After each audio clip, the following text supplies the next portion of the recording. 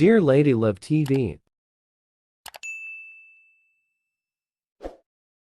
Magandang araw. Ang pagpapatuloy ng ating kwentong pinamagatang, Poor Wife of a Womanizer. Tunghayan na po natin ang ika-32 bahagi. Abala ako sa pagbabasa ng mga kontratang dapat kong permahan. Dahil nakaugalian ko na ito ang magbasa bago pumirma. Mahirap na kasi baka may makasalisi. Nang marinig ko ang mahinang katok sa pinto, "Come in," I formally said and I saw my secretary. "Excuse me, sir. Mr. Garcia wants to talk to you." Formal niyan sabi at tumango ako sa kanya. Senyas na papasukin niya ang bisita. "Make us coffee, please." Turan ko pa sa kanya. Ano naman kayang sadya ng ama ni Sarah at talagang pumunta pa rito? What a workaholic son-in-law I have. Hindi kaya nawawalan ka na niya ng oras para sa anak ko? Bungad niya na ikinatayo ko. Ngumiti ako sa kanya at sinalubong siya. "Dad, what brought you here?" Nakipagkamay ako sa kanya. "I personally came here to personally talk to you. Sana ay hindi ako nakakaistorbo." Umiling ako at sumenya sa kanya na maupo sa visitor's chair. "No, by the way, what's the matter all about?" Naupo ako sa kaharap na upuan sa harapan ng lamesa ko. "About my daughter." Napalunok ako sa sinabi niya. Wala akong nakikitang emosyon sa mukha niya. Iba ang kanyang mga tingin. Hindi ko malaman kung anong tungkol kay Sarah ang gusto niyang pag-usapan. Wala akong nakikitang problema, maliban na lang kung nalaman nila ang tungkol sa anak namin ni Vina. "I want you to know that I cut everything connection to my daughter's account." Ibig sabihin, ipinagkatiwala ko na sa iyo ang anak ko ng buong buo. Mula sa araw na ito, wala na siyang matatanggap na kahit isang sentimos mula sa akin. Sa totoo lang, ay ayaw kong gawin to. Pero sa sinabi ng asawa ko, ito ang tama. He paused. "Naiintindihan ko po. Ako ang bahala sa anak niyo." Sagot ko dahil alam ko na ang ibig niya sabihin. Hindi na siya magbibigay ng allowance ni Sarah.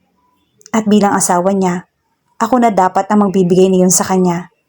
Mga pangangailangan at kagustuhan niya. Gusto kong makasigurado na magiging maayos ang buhay ng anak ko sa piling mo. Isang bagay lang ang hihilingin ko sa'yo. Pakamahalin mo siya higit pa sa pagmamahal na binigay ko sa kanya. Sana ay hindi ka magsagawa ng anumang bagay na ikakasama ng loob niya. At huwag kang magsawa sa ugaling meron siya. Napahinto siya sa pagsasalita nang marinig ang mahinang katok at pumasok ang sekretary ko na may dalang 2 tasang kape. "Thanks." Saad ko nang mailapag nito ang kape at kaagad ring umalis. "Don't worry, Dad. I give everything she's needing and she wanted. I assure you that lahat ng bagay na nakukuha niya noon, sisiguraduhin kong magkakaroon siya ngayon. Higit pa sa kung anong meron siya. I want you to know that I love your daughter. Every single minute." Ngumiti ako sa kanya na ikinatango niya. "Mabuti kung ganon. Aasahan ko yan, Ram." Sumimsim siya ng kape. "Ngayon, malinaw na sa'yo. Ikaw na ang bahala magpaliwanag sa kanya. Give her a kiss for me. I have to go." Tinap niya pa yung balikat ko nang makatayo. "I will." Kaagad kong tugon. Nang makaalis siya, kaagad akong bumalik sa upuan ko at may tinawagan ako para makapag-transfer ng pera sa account ni Sarah. Enough money to afford her wants and needs. Ayaw ko magtaka siya na walang laman yung mga cards niya.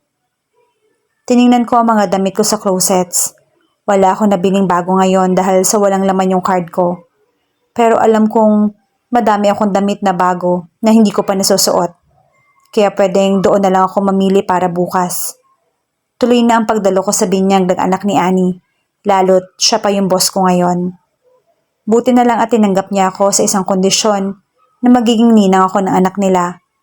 Hindi naman mahirap yon, kaya tinanggap ko na may mapagkakakitaan man lang ako. Ayaw niya nga pa akong gawing waitress pero nagpumilit na ako. Nakakahiya naman kung biglang nasa cashier ako, since wala namang vacant doon. "Hey!" Napalingon ako sa may pintuan nang marinig ko ang boses ni Ram. Napatingin ako sa wristwatch ko. 10:50 ng gabi. Naiisip niya pa rin palang umuwi at uwian ako. Akala ko kasi hindi. Hindi na ako sanay na uwian niya at masanay na ako mag-isa maghapon na walang text o tawag. Parang wala lang ako sa asawa. Kinuha ko ang mga damit ko na nagkalat sa kama. Sa dami ng hindi ko pa nasusuot, nahirapan akong pumili ng kung anong magandang maisuot. Akala ko kasi hindi niya gagawing umuwi kaya sinolo ko na yung kwarto. Hi, tipid kong sagot sa kanya habang abala sa paglalagay sa paper bag ng mga damit ko. Since nakalagay pa sa paper bag kaya binalik ko lang. I didn't bother you whole day. How's your day? Hindi niya ako inabala maghapon o wala talaga siyang balak na kausapin ako. Naglakad siya papalapit sa akin at nang akmang hahalikan niya ako, agad kong iniiwas yung mukha ko sa kanya, dahilan para matigilan siya. Okay ka lang? Sanay na ako na hindi inaabala.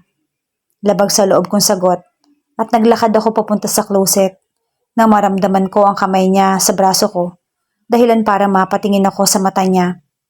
Hindi mo ginalaw yung pagkain kaninang umaga. Sorry, naging busy ako. Don't worry, lilinisin ko yon. Pagkatapos ko rito, nawala rin kasi sa isip ko. Nakalimutan ko na yon. Paniguradong sira na kasi kanina pang umaga yon. Nadatna niya. That's not what I mean. Kumain ka ba maghapon? Tango lang ang sinagot ko sa kanya. At inalis ang pagkakahawak niya sa akin. Hindi mo naman problema kung kumain ako o hindi. Magpahinga ka na. Iniiwasan mo ba ako, Sarah? Alam ko may kasalanan ako sa'yo. Pero wag mo naman, wala akong sinabi. Wala akong ginawa. Wala rin akong hiniling na kahit ano mula sa'yo. Huwag mo na simulan please lang. Putol ko sa sasabihin niya at naglakad ako papunta sa closet. Kaagad kong inayos sa mga gamit ko. At paglabas ko ng kwarto wala siya. Panigurado naglilinis siya ng katawan. Kaya kinuha ko yung unan at kumot ko. Dinala ko sa salas bago dumiretso sa kusina. Pagbukas ko ng pagkain na tinakpan ko kanina ay sira na nga. Nasayang tuloy ang effort nila Shine. Hindi ko malamang nakain. Nilagay ko sa basurahan ng mga panis na pagkain at hinugasan ko ang mga kagamitan. Nakaramdam ako ng antok nang pagkatapos kong maghugas. Kaya kaagad akong bumalik sa salas. Inayos ko ang mga throw pillow. Kasya naman ako rito sa isa pa. May aircon naman kaya parang nasa kwarto lang ako. Huwag mong sabihin na dyan ka matutulog. Bakit? Saan pa? Sa kwarto kasama siya. Tapos ano? Busy siya sa phone niya habang kausap si Vina kahit na doon siya nanggaling. Dito ako komportable. Nahiga na ako at narinig kong naglakad siya pababa. Your father talked to me earlier and he said, I know. Tumawag sa akin si mom about that. Don't worry, hindi ako hihingi sa'yo. Hindi ko napigilang tumulo yung luha ko. Katatawag lang ni mami sa akin. Pagkadating ko rito, sinabi niyang hindi na siya magbibigay sa akin ng pera dahil may asawa na ako. Kaya naisip kong yun ang dahilan kaya wala akong pera kahapon. Well, wala naman talaga ako. Kung anong laman nung cards na yun pa rin yun sa akin. Kay Ram yun. Yeah, but it's my responsibility to give everything you needed and you want to make you happy. Do you think money make me happy? Kaagad kong tanong sa kanya. Nilingon ko siya at ngayon ko lang napagtanto na nakaupo siya sa tabihan ko habang nakatitig sa akin. Hindi kailanman nababawasan ng kahit ilang halaga ang pera na ilagay niya sa account ko. Ang sakit na nararamdaman ko ang pagtitiis na dinadanas ko. Isa lang nawa na magpapasya sa akin ang maging akin siya ng buong buo. Sa amin ang anak ko, pero malabo nang mangyari yon. Hindi kita tinatalikuran, Sarah. Oo, may anak ako kay Vina, pero hindi ibig sabihin nun mahal ko siya. Ina siya ng anak ko pero ikaw ang mahal ko. Isang bagay lang naman yung gusto ni Vina para sa anak namin. Ang magpakaama ko sa bata. I am just doing my responsibility as a father and nothing more. You're my wife, the girl sa papel. Asawa mo ako sa papel. Wala akong sinasabi na wag mong panindigan yung bata. Wala rin akong sinasabi na wag kang magpakaama. Sana nga yun lang ang ginagawa mo. Hahayaan kitang gawin lahat ng gusto mong gawin, kasama ang mag-ina mo. Dahil alam kong doon ka naman masaya. Akmang pupunasan niya yung luha sa pisngi ko, pero inanahan ko siya. I can wipe my own tears. Huwag mo na akong pagkaabalahan, sayang lang ang oras mo. Kaya ko ang sarili ko at kakayanin ko para Para saan ako? Salitang hindi ko matapos-tapos. Para sa atin, dahil mahal kita. Kaya kaya kong magtiis. Pagpapatuloy ko. You don't need to do that, Sarah. Listen, I'm sorry about last time. I'm sorry for everything what I have done. I swear, I didn't mean to hurt you. Ay, tama na. Inaantok na ako. Please, iwan mo na ako. Putol ko sa sasabihin niya tumalikod sa kanya. Hindi ko naman narinig na kinulit ako. Until I heard a footstep away from me. I cried silently. Masyadong mababaw yung luha ko. Bakit ganito ang sakit pa rin? Kahit na alam kong sanay na ako. Sanay na ako mag-isa sa lahat ng bagay. Sa pagkain, sa pamamasyal, sa pagbibigay ng gusto ko para sa sarili ko. Sa lahat.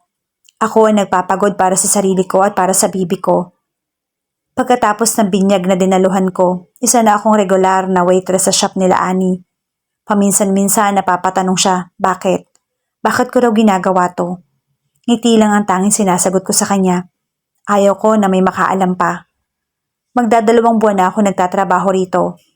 Masasabi kong okay naman siya dahil natutugunan ko lahat ng pangangailangan ko. Nakakapag-ipon na rin ako para sa panganganak ko.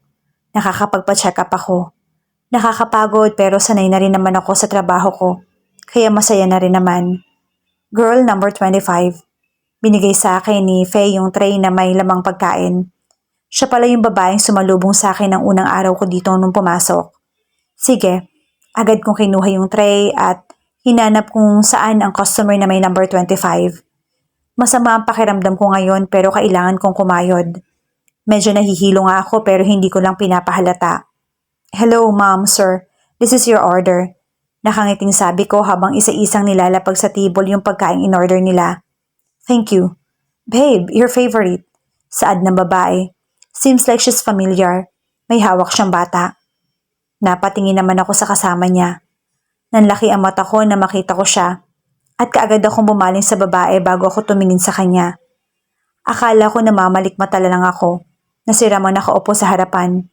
Pero nang muli kong tingnan yung babae, doon ko naalala na siya si Vina. Baka sa mata ni Ram ang pagkagulat na makita ako. He looked at me head to toe na siyang ikinayuko ko. Hindi niya alam na nagtatrabaho ako. Hindi ko rin alam kung ano magiging reaksyon niya ngayon na alam niya na, enjoy your meal, ma'am, sir. Halos hindi ko na mabigkas ng maayos yung salita ko. Ramdam ko sa dibdib ko yung kirot at sakit. Pilit akong ngumiti at muli ko silang pinagmasdan. Sana ako na lang siya. Kaagad akong umakbang papalayo sa kanila nang bigla ako makaramdam ng hilo. Dahilan para mapatigil ako sa paglalakad at muntik pa akong matumba. Sarah? Rinig kong tawag sa akin ni Ram. Siguro napansin niya akong muntik matumba. Kaya naman agad akong humakbang papunta sa loob nang mawala na yung konting pagkahilo ko. Sa dami-daming shop na pwede nilang kainan, bakit dito pa? Sa lahat pa naman ng pwedeng mag-serve sa kanila, bakit ako pa? Bakit ako pang natokan na magdala ng pagkain nila? Ayos ka lang, Sarah? Munti ka nang matumba kanina ah. May sakit ka ba? Puna ni Faye sa akin. Umiling lang ako at ngumiti sa kanya. Siguro, sobrang nagwapuhan ka sa lalaking yun, no? Uy, in fairness, ang titig na niya sa'yo kakaiba. Titig na titig sa'yo papalapit ka pa lang, ang lagkit ka agad ang tingin niya. Mukhang gulat na gulat pa nga eh. Panunokso naman sa akin ni Belle. Tumigil ka nga dyan. Sino ba naman kasing hindi mahihilo kung yung asawa mo may ibang kasamang lumabas at may anak pa? Napatingin ako kay Faye na nakakunot ang noo. Ha? Ano bang alam niya? Huwag ka na magmaang-maangan pa. Ako ang nasa cashier kanina at nang iabot niya sa akin yung card niya, napansin kong kasal na siya at yung singsing na suot niya nakita ko na kapareho nun nasa iyo. Tiningnan ko ang kamay ng babaeng kasama niya, wala akong nakita. Basta alam kong nakita ko na ang singsing na kapareho nun at naalala kong sa kamay mo yun nakita ko. Ano, tatanggi ka pa? Paliwanag ni Faye habang nakatingin sa kamay ko. Totoo ba yun, girl? Ano, totoo? Asawa mo yung gwapo? Hindi ito ang oras para sa daldalan, magsilabas kayo doon. Biglang pumasok sa kitchen si Ma'am Annie na ikinatigil ni Belle sa katatanong sa akin. Tumingin ako kay Faye at ngumiti siya sa akin na para bang naaawa. Basta alam ko ngiting dinadabayan niya ako. O ayos ka lang ba? Namumutla ka ha? Puna sa akin ni Ma'am Annie. Okay lang po ako, ma'am. Ngumiti ako sa kanya. I told you just call me Annie. Pahinga ka na muna baka naman. Sarah, may gwapong naghahanap sa'yo sa labas. Biglang sulpot ni Belle pero agad rin natigilan na makitang kausap ko si ma'am. Ay sorry, joke lang pala. Nag-peace sign pa siya sa akin. Thanks God. Bulong ko sa sarili ko. Akala ko kasi totoo. Ha? Kaagad ako napatingin kay Annie. Nanlaki ang mata ko. Nandito pa pala siya. Akala ko wala na. God, hanggang kailan nga kaya magtitiisan sina Ram at Sarah? Hanggang kailan niya titiisin ang sakit ng kanyang kalooban? Yan ang ating aalamin sa pagpapatuloy ng ating kwento bukas sa ganito ring oras. Shout out sa lahat nating masugid na taga-subaybay. Maraming salamat po sa patuloy ninyong pagsama sa amin sa kwentong ito. Hanggang sa muli, mag-ingat po tayong lahat.